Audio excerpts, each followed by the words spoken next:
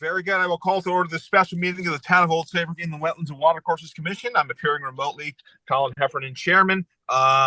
If someone could, Lynette, if you could read the roll for me, since I don't know exactly who's in the room. Sure. Oh, do I do it? Yeah. Okay. Present is Colin Heffernan, Peter DeLisa, Mark Caldarella, Paula Kay, Elizabeth Steffen, Jake Hulawick. It's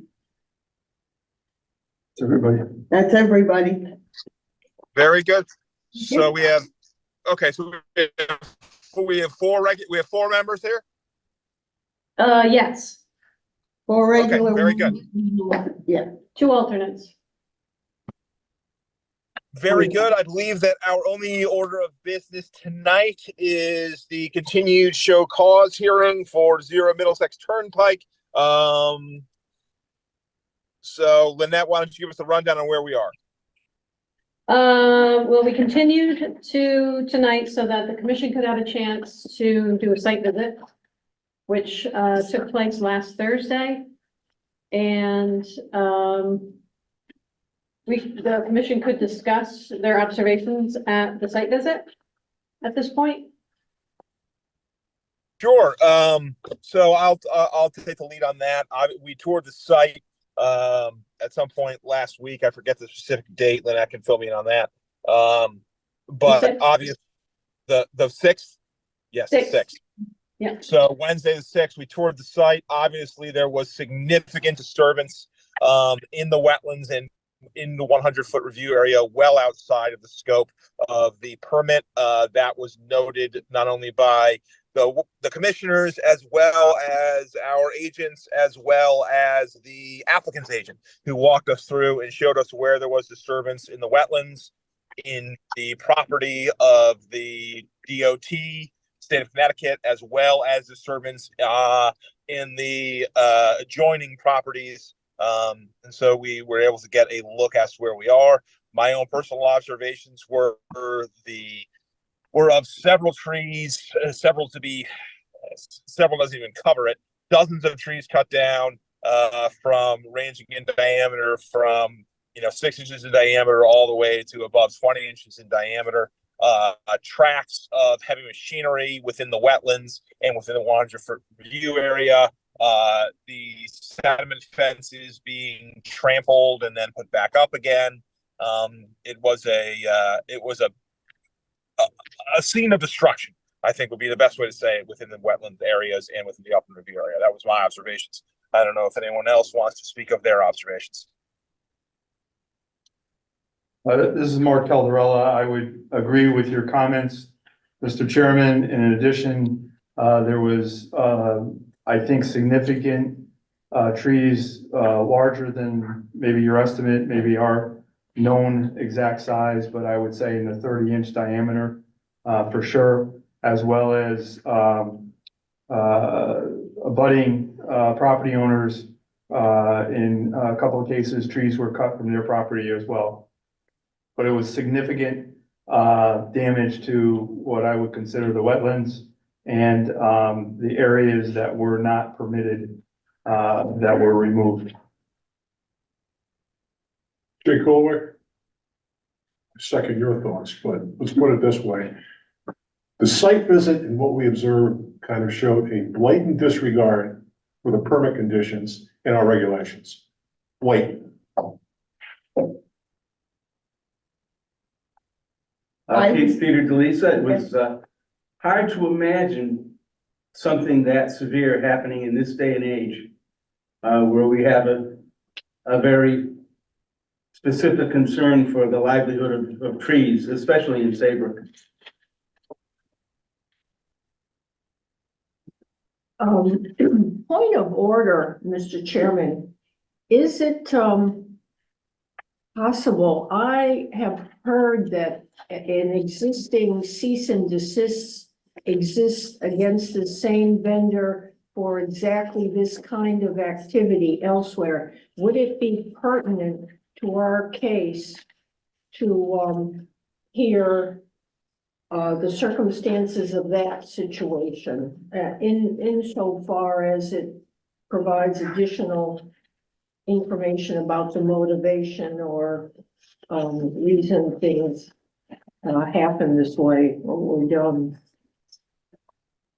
I would ask our attorney if whether or not we can consider past violations or allegations of violations by this applicant, either before this commission or other commissions, or if we are restrained to this particular incident. I'll ask our attorney for some guidance there. I mean, I think at this point in time, the cease and desist has been issued. The site has been walked. Mr. Brogy is here on line 2 on behalf of the commission. Unless there's something in particular that it's going to be relevant to this site, I don't know if we need that to uphold the existing cease and desist order. Nor do I know exactly what it's about. I think we should stay focused on what we have in front of us. It'd just be more logical to me. That makes sense to me. Paula, thank you very much for your comments there. However, I think we'd be better served to just focus on the issue before us tonight. Thank you. Does anyone else from the commission wish to be heard upon their observations regarding the site visit? Okay, hearing no one, I guess that I'd ask to hear from Mr. Broey of his observations as the agent of the town and one of the town consultants that we've retained to observe the site, and his reports as to the impact of the unpermitted activity and what he considers to be the best steps moving forward. Thank you, Colin. Martin Brogy here for the record, MBI from Madison, Connecticut. I did attend the site walk with the commission. I did review the wetland application materials on file. And I did take a look at some Google Earth views to see the before picture of what that area did look like. And, at the risk of sounding, personal and unprofessional here, I just want to say that in my 32 years as an environmental professional, I don't think I've ever seen something so egregious and unchecked as this project. As I said in my letter that I issued today, the land clearing contractor went off the property in 3 different directions. So not only did they cross property boundaries, they also encroached, far beyond the permitted limits of construction and well into the wetlands, both along the offsite watercourse to the north and certainly deep into the wetlands to the east. And, my heart goes out to those residents who now have a highway in their backyard when before they had a forest in their backyard. So I apologize if that sounds very personal, but it's the impact there was astounding. I did talk with Mr. Davison this morning. He and I are on the same page. It sounds like the owner is more than willing to be proactive to do whatever they can do to remedy the situation, which is good news. And I know that there's been some discussion about going in and removing the existing logs and brush that have been taken down. I agree with that. We need to see what remains. I mean, that's going to have to happen no matter what we do on this site. And as long as it's done carefully and certainly with some oversight, I think it will be okay. I didn't see a lot of evidence of significant erosion or soil disturbances that were terribly significant out there. The silt fence is in place. As long as the removal goes very carefully, I would imagine that that we're going to be in pretty good shape in terms of not eroding soil into wetlands as a result of those removal activities.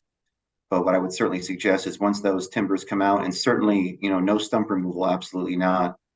Once those timbers come out, we can go in and do a stump count, locate the stumps, determine what diameter those trees were, what species they were, so we can, at a very minimum, try and put back what was lost. And I would expect that we probably want to put back a little bit more than was lost, given, just the expanse of land there that is now exposed, especially on the southern side and the western side of that eastern wetland where it was previously shaded. Now it's exposed to sunlight and the highway, certainly visually for the residents in that area. So I think that's the first order of business is getting those out of there as carefully as we can, inventorying what's going on there in terms of what was removed specifically, and then coming up with an appropriate planting plan, possibly invasive species control to make sure that these things get in there, that the plants take hold the best that they can. I spoke with Eric about getting as big a tree in there as we possibly can, and to get a jump on getting some cover in there. There are some limitations with that consideration. If we try and put in 30-foot trees, we will have to bring in, a big piece of machinery and a spade, and the likelihood of survival of those larger trees tends to go down. But I would push for as big a tree as we can get back in there, especially when you're talking about the size of some of those maples along, extending off of the property to the southeast. I mean, we really need to get some shade and some cover in there as quickly as possible, and that may require just increasing the density in there to try and restore that area in terms of shade and cover and protection of the wetlands. So I'm sure that Eric and his folks can come up with a very viable, high quality wetland restoration plan. They do great work.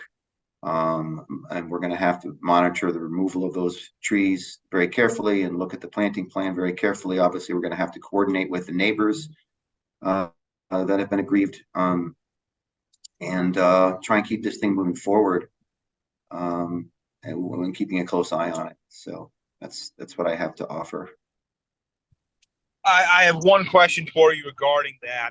We want to proceed procedurally as appropriately as possible, making sure that all the I's are dotted and T's are crossed.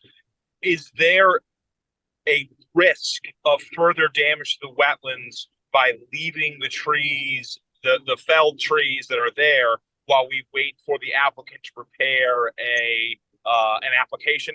That being, procedurally, I would like to see the applicant propose exactly what they want to do in terms of removing this brush, so that we can make a condition of that approval, A, supervision by the town's experts, and B, Ordinance 71 fees to accomplish the payment for that supervision. I don't have any faith that absent that supervision, it will be done appropriately. I want to avoid another unfortunately unsupervised incident regarding the removal of that brush. So my question to you, this is a long way of putting it, is there a risk to further damage to the wetlands to leave those felled trees in place for another month or so while we await an application? By and large, I would say no. The only area that I'm not sure about is where those large maples were felled in the southeastern part of the clearing. They may have fallen on some shrubs and some smaller trees, which might have been compromised. They might be bent over and crushed.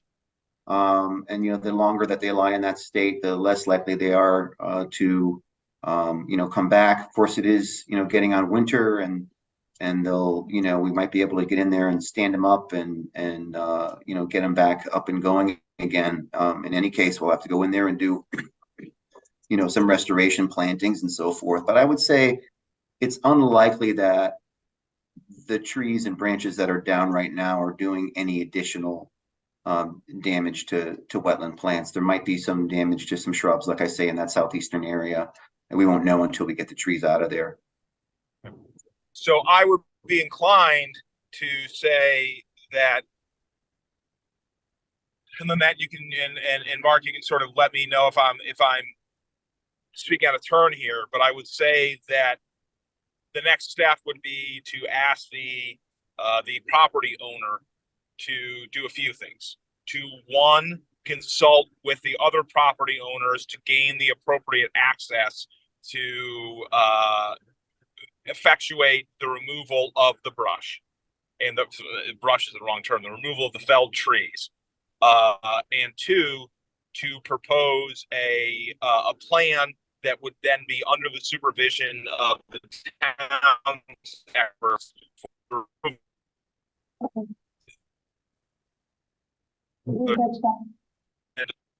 second that. By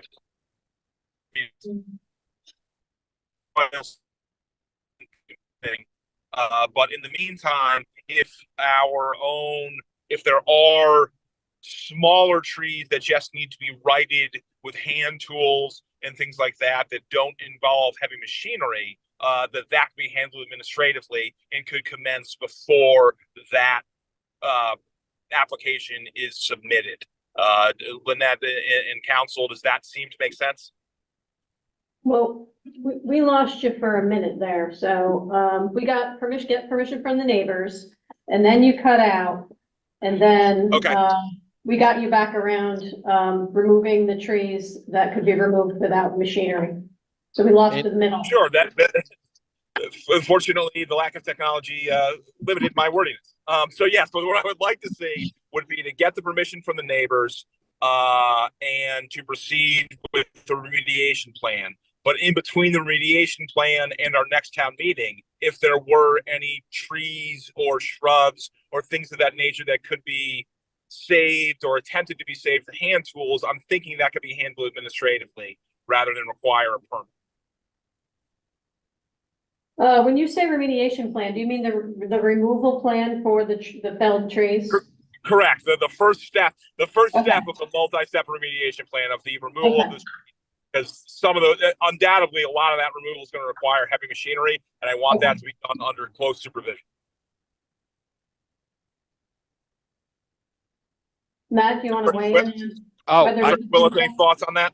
I mean, it's however you want to fashion your order. I don't think there's any problem with having certain things being administered by Lynette with assistance from Mr. Brogy if it involves certain things that can be done easily.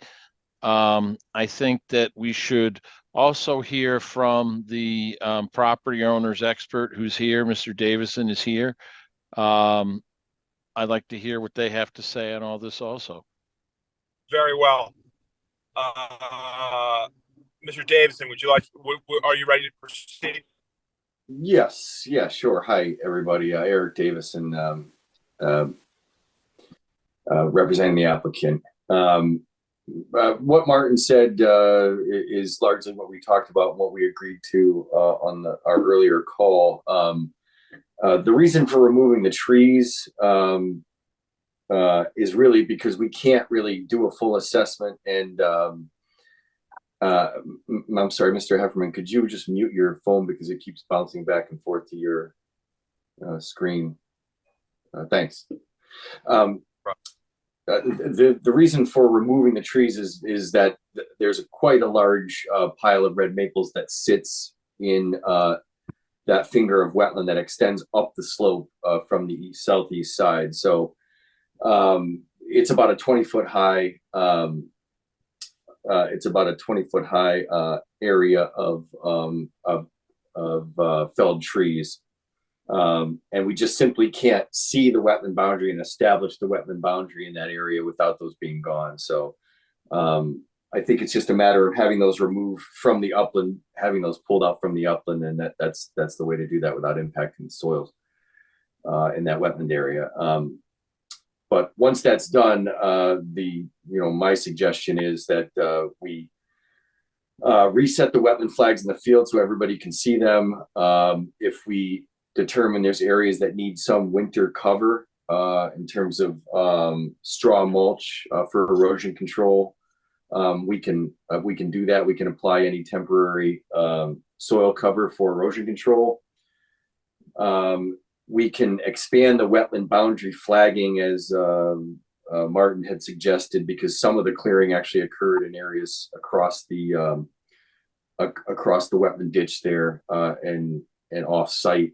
So assuming we can get permission to go on some of the alternative property or adjacent properties, we can expand the wetland boundary so it's fully inclusive of all the impact areas. And then our plan was just come up with our typical planting plan. And as Martin said, we try to match some of the native species that are out there. We do herbaceous shrub and tree plantings. I don't think you want to overplant.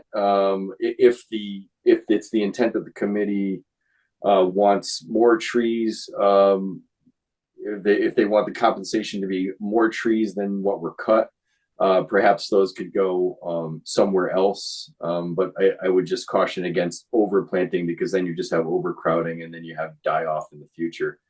I also would suggest that we try to separate the wetland restoration areas from areas that were impacted on the neighbors' properties, assuming we can get permission to do restoration on the neighbors' properties.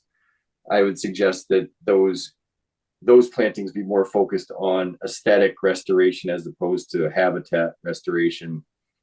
As Martin had said earlier, helping to provide some screening on one of the properties that's to the far southeast. There's some rutting onto the property, so I think we'd want to, remove any woody debris in those areas that are on the neighbors' properties and more aesthetic. You may want to remove the stumps and replace those trees, rake out the ruts, and restore those areas as yards. But I guess what I'm saying is sort of separate the aesthetic restoration for the neighbors from what is habitat restoration for the wetlands themselves. That the property that was not on the property owner's property, I think that the restoration of that will depend upon what the neighbors want. Correct. Right. Of course. I wouldn't want to further affect what happened to the neighbors by saying, here, we're going to do this sort of naturalized wetland restoration on your property, when in fact they might not want that. They might want just more of an aesthetic restoration, which is, lower density, a little more manicured look than what you would do for a wetland restoration. Well, I think we'll cross that bridge when we get to it, and I assume that when the ultimate remediation plan is put in place, that the input of the neighbors who are affected will be part of that plan. Yeah, absolutely.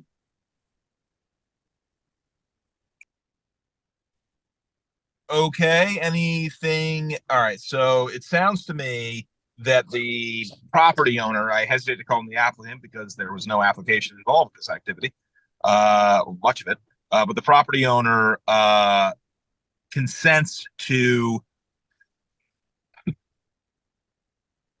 proceeding with the requirement that they submit a permit for a remediation plan, and a permit for the removal of the trees and the debris from the activity.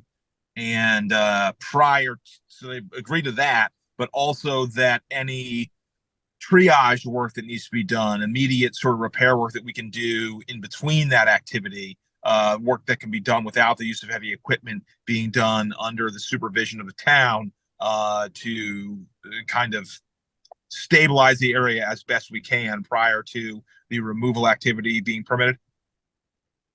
Yeah, I don't think there's much of a stability issue.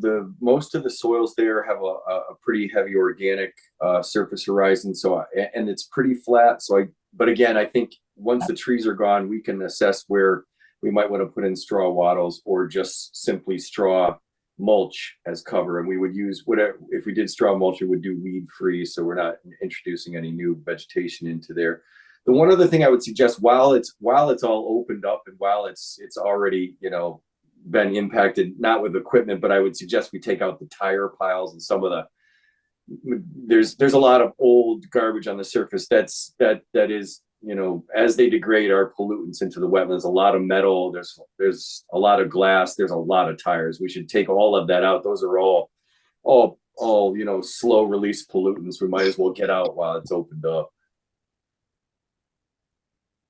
Very well. I think that's probably appropriate. Now, in terms of the supervision by the town, does the applicant consent to, prior to the ordinance 71 fees being imposed, the town wants supervision on this for understandable reasons? Does the applicant consent to the paying the fees for Mr. Brohe to supervise the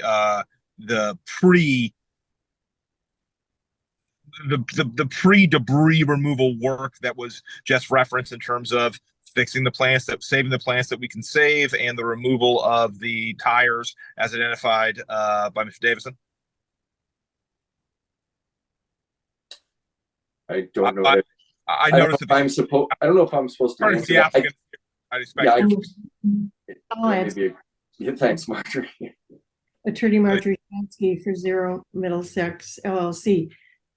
The fees are within the purview of the commission. I think that there is a sequencing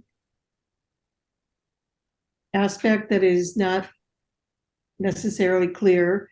The remediation permit application needs to follow the removal permit application for the reasons that Eric said, to reestablish the wetland boundary, to do the property line surveys and the botanical survey. All of that needs to be concluded, as I understood it, and Eric can correct me, or Mike Gott if he's there, need to be done in order to prepare the remediation plan. So with that understanding, yes. Okay, very well. The understanding that I hear you now is that the preliminary work that needs to be done, which is going to be, as we discussed, removal of tire piles, things like that, and without removing any of the brush with equipment, the sort of, as Mr. Broey identified, maybe saving some saplings, saving some trees, writing things that might need to be done. I want all of that done under supervision of Mr. Broey or another town agent.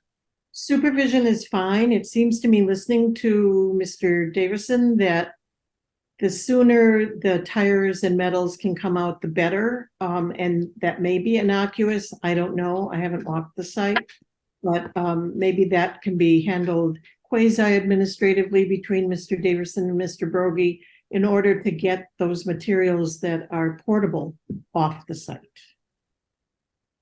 Makes sense to me. So what I'm inclined to do is to continue the show cause hearing with the cease and desist in effect until our next regularly scheduled meeting in January. And in the meantime, for Mr. Davison and Mr. Brohy to communicate with regard to any preliminary work that needs to be done. And between now and January's meeting, for the property owner to come up with a plan for the removal of the felled trees and to clean up the site to accomplish the survey line being mapped, the wetlands being mapped, the area of disturbance being mapped, so that all that can be accomplished before the next meeting, if possible, so that we can have that kind of the plan in place as to how they're going to do that. So, Marjorie Shansky, for the record, I think that certainly the trunk removal plan and the rubbish plan, again, I think that because of the time of year and the engagement of the surveying individuals, I'm not sure that the actual application at that level of detail can be accomplished by January, but certainly for purposes of the trunk sequencing, that's probably. Right. So I'd say that do the best you can to get the most accomplished you can between now and January, with Mr. Davison and Mr. Rowe discussing what the steps would be between now and then, and Lynette, of course, as staff of the wetlands, to see what we can get done to help preserve the wetlands the best we can, and then we'll come back in January to determine what the next steps are. Does that sound appropriate to everyone? I might take hold of one thing. This is gonna be a sequence program, as everyone explained, but like everything else, when you do this kind of site engineering, site restoration, there needs to be at different steps, some cost estimates prepared on what this work is actually gonna cost to do. I think that's a reasonable expectation. Having said that, based on what we've seen and the actions of the applicant on this site, I think we should invoke our authority under section 13 for a bond or a surety. Attorney Willis? Well, I think we have to know exactly what we're doing first before we set a bond. I mean, you may want to do that at Bond amount. Right. Yeah, at your January meeting. I don't think there's been any estimates yet unless I haven't seen them. So that can be a future thing to do. Unless somebody has an amount that I'm not aware of because I haven't seen anything. No, that makes sense. So what I'd like to see happen would be for the applicant to bear the burden of developing a plan, for the plan to be by our consultants. And then our consultants and our staff can set an appropriate budget for oversight.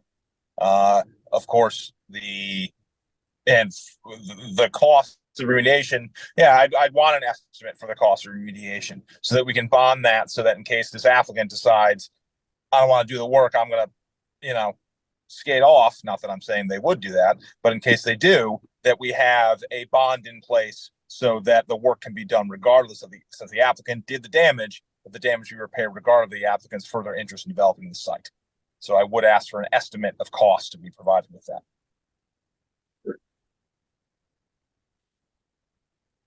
Okay.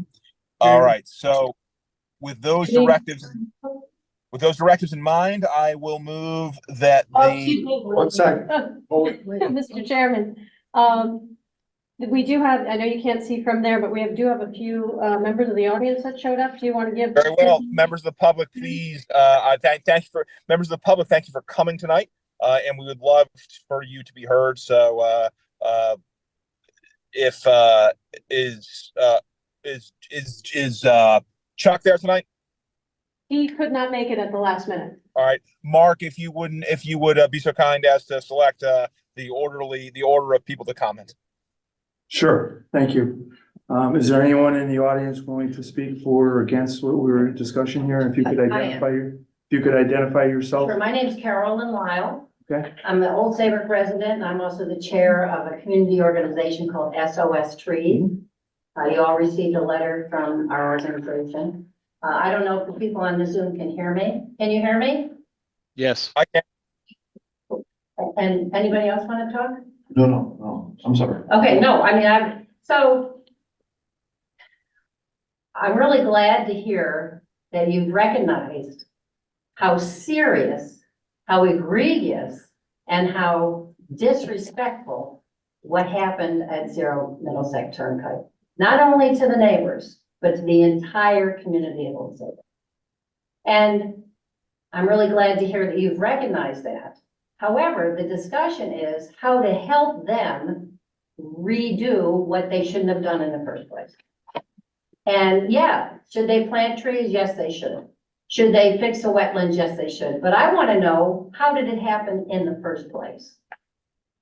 We need to ask what in your process broke.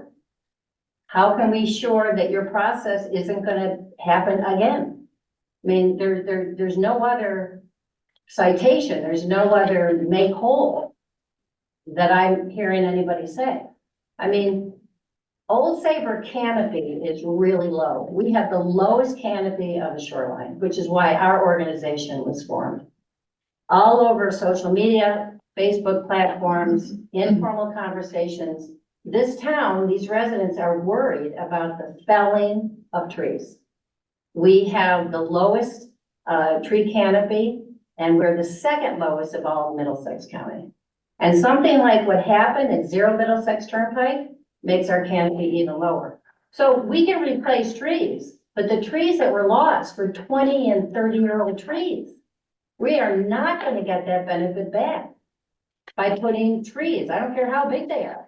That benefit is not coming back. So this applicant needs to make whole the community. And in my letter, I've got some suggestions. But I would like to know, number one, what happened? How are you going to ensure this does not happen again? Because this applicant probably wants to develop other properties and other land in our town. So I would just ask that you consider that, and also know that the neighbors, yes, they bore the brunt of this, but the entire community suffers from this. So I just wanted to put that forward because we are worried about the trees. Our organization is just off the ground. We're a fund of Middlesex, Foundation of Middlesex County. We're going to be putting a bulletin announced around the towns because we have a meeting on January 6th. But we can purchase trees, we can give away trees, but what we can do 2 steps forward, but we're gonna get 3 steps backward when you see land like this. And when owners indiscriminately clear cut land and say, oops, sorry, shouldn't have happened unsupervised, it's unfortunate. It's not good enough. So I just would ask you to consider that. Thank you. Thank you. Mr. Chairman, are you still there? Do you want to respond still to? Yeah, and I would say that we hear you and we agree. We are going to, our first step, it's almost like it's a matter of, and I think I've used this analogy before, it's triage at this point. We're looking to assess the damage, we're looking to stabilize as much as we can and start the repair. But I can assure you that we're going to work with our council, we're going to work with everyone we can to, as strongly as we can, do as much fact finding as we can to ensure that this doesn't happen again. Step 1 is going to be to stabilize the site and see what we can do to repair with that. Secondly, we are going to work with our council to determine what sort of factors we can do to make sure this doesn't happen again. And I would also encourage you to write your legislatures, as well as your legislators, as well as anyone, as well as the Office of the Selectmen, as well as DEEP and administrative agencies to have your concerns heard. You aren't alone in your concerns about what's happening here tonight. I did write this letter. Thank you. Thank you. Is there anyone Mark, else? Just checking to see if there's anyone else who would like to speak this evening that's in the audience. The only thing I'd like to add, I'm also a member of SOS. Could you identify yourself for the Sharon record, please? Crockett, a member. This has been happening since at least 2005 with this individual. And it's always, well, it's better to ask forgiveness than permission, and it's historic. And it's on and on and on, and it's got to stop. I don't know how to do that, but anyway, that's my 2 cents. Well, as the chairman indicated, that part of this process is not only to rectify the damage that's been done, but also to analyze how it happened and to stop it from happening in the future. True. Which is a little bit more long-term than It is. getting the first step done. Got it. Thank you. You're welcome. Thank you. Anyone else? Is there anyone online that wishing to speak, if they'd raise their hand? No one online that has raised their hand, but Lynette, you have a question. When we walked in, there was a letter here that was submitted at the last minute from Kathy Connolly of Old Saybrook. And I don't know if you want me to read the whole letter, just summarize it. I think it should be read into the Read it record, into the record. if the chairman agrees. I agree. Thank you very much, Mark. Okay. To the Inland Wetlands Commission, I have followed with horror the tree felling travesty that occurred at 0 Middlesex Turnpike and surrounding properties this November. Comments by Eric Davidson of Davidson Environmental and by Carolyn Lyle of Save Our Shade describe the extent of the damage and the difficult road to recovery, and I would like to second their observations. I would also add the following based on my experience as a horticulturalist and landscape designer who specializes in native plants and naturalized landscapes. The time it took for trees with 12-inch and greater calibers to grow could never be recouped. Some of the larger trees likely survived the onslaught of the Route 95 construction in the 1950s and 60s, only to fall to the misadventures of an irresponsible developer. I do not know how many of the trees were native or non-native. In either case, these are not average trees. They were undoubtedly surviving with site-specific adaptations to conditions that would have winnowed many lesser, younger specimens. Indeed, conditions near 95 routinely create tree deaths and failures to thrive. These were survivors in a very tough location, and they were filtering pollutants from 95, abating noise, deflecting glare, and managing highway runoff. Their ecosystem services are achieved only after trees reach particular maturity levels, which happens only through time. It is said by many ecologists that trees must be 20 to 30 years old before reaching ecological maturity. The perpetrators of this illegal cut have robbed the town and its citizens of a natural resource that was gained only by time and can't be replaced. Though we will now demand a planting plan, it will only be a plan. The difficulty of finding, purchasing, and planting native trees of any size is not trivial. Finding ones grown from regional seed is difficult at best. Worst of all, the problem of helping these trees grow to maturity alongside Route 95 is massive. Please do not underestimate the long-term care and monitoring these new plantings will require.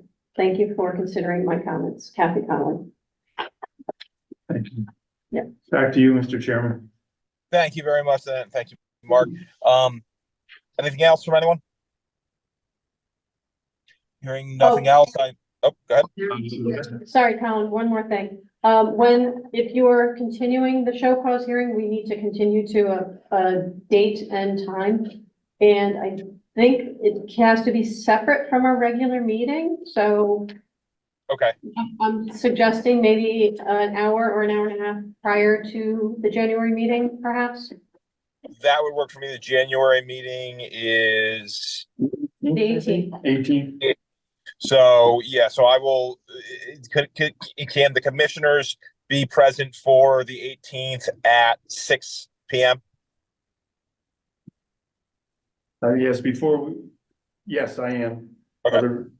What was? It's the 18th of January, starting at 6 p.m. rather than 7 p.m. Second.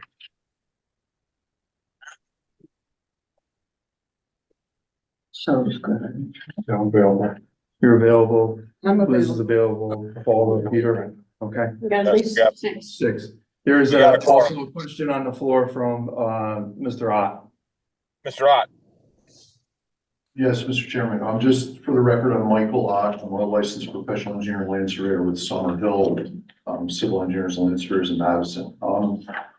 I agree with everything that's been said, but I just want to make sure a couple things are clear, and maybe I missed it, but is the commission suggesting that we make applications in 2 phases, the first being the removal of the felled trees and the second being the restoration plan? Yes. I think I asked that because I think we talked about this at the last meeting. I think a restoration plan can't actually even be prepared until the felled trees are removed. Correct.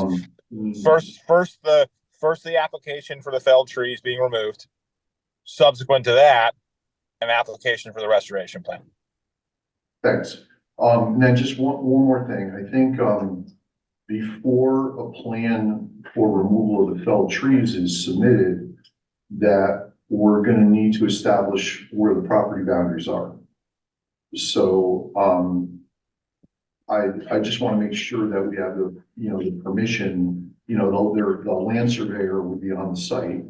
It would not be disruptive, of course, but I think a licensed land surveyor is going to have to establish as much of the boundaries as he can.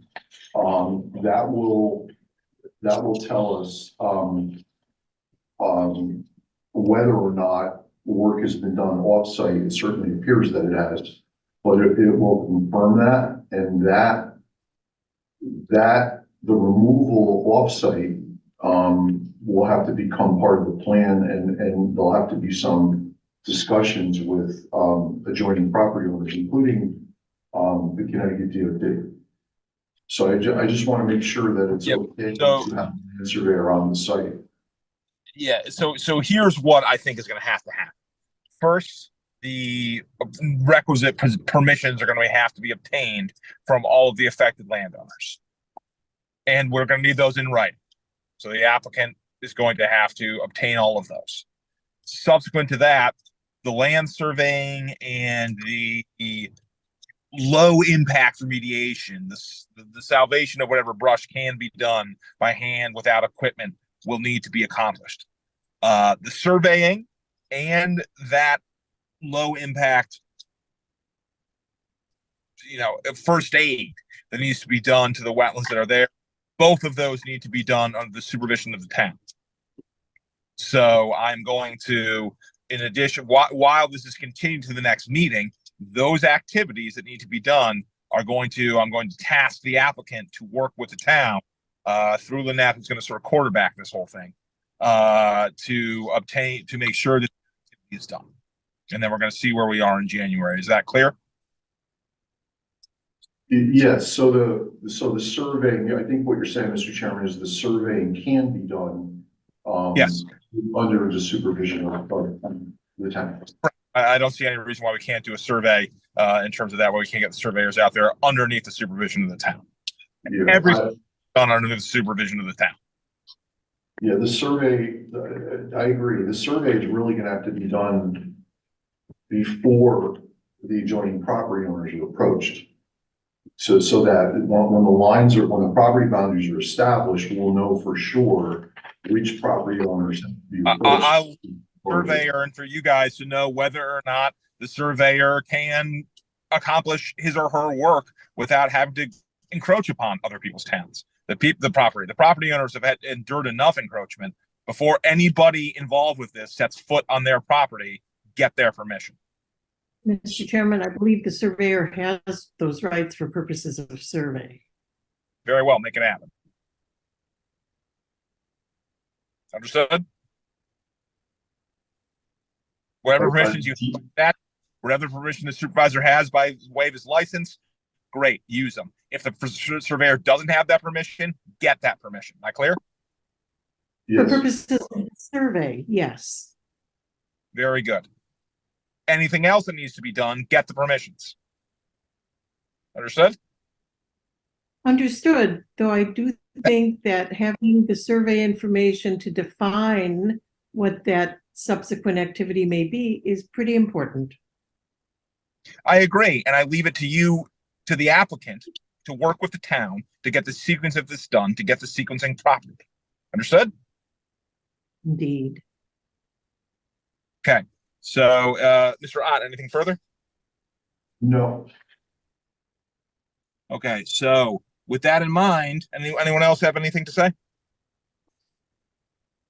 Okay, I'm going to move that we continue the show cause hearing to January 18th at 6 p.m. Actually, hold on, before I move to that, Mr. Broe and Mr. Jacobson, are you available the 18th at 6 p.m.? I will be. Yes, yes, I am. So I will move. I may not be, it's my dad's 95th birthday. Excuse me, what was that? It was Mr. Jacobson's dad's 95th birthday, so he may not be able to attend. Well, then certainly we could do. Well, hopefully you are unable to attend, and we'll be celebrating with lots of cakes and fire. But please do keep us informed. Okay. So I will move that we continue the show cause hearing until January 18th at 6 p.m. and that the desist order remain in place, and that in the meantime, the applicant work with the town to ensure that all steps necessary so that they can create a permit application for the removal of the felled trees be accomplished. Second. Wait, is she seated? Are they seated on that? Yes. Or does he have to seat them? Well, there are I only think they five were of us seated. here. They were. And I'd like to stress, Mr. Chairman, that it also include what you mentioned earlier as an inventory of what was felled. Yes, an inventory of what was felled, a map delineating where the activity occurred. I expect it to be a robust permit application. Any discussion? All in favor? Aye. Any opposed? Any abstentions? Hearing none, the motion passes. Thank you very much, everyone, and we'll see you again. Well, we'll see you for our regularly scheduled meeting next week, and then we'll see you again in January.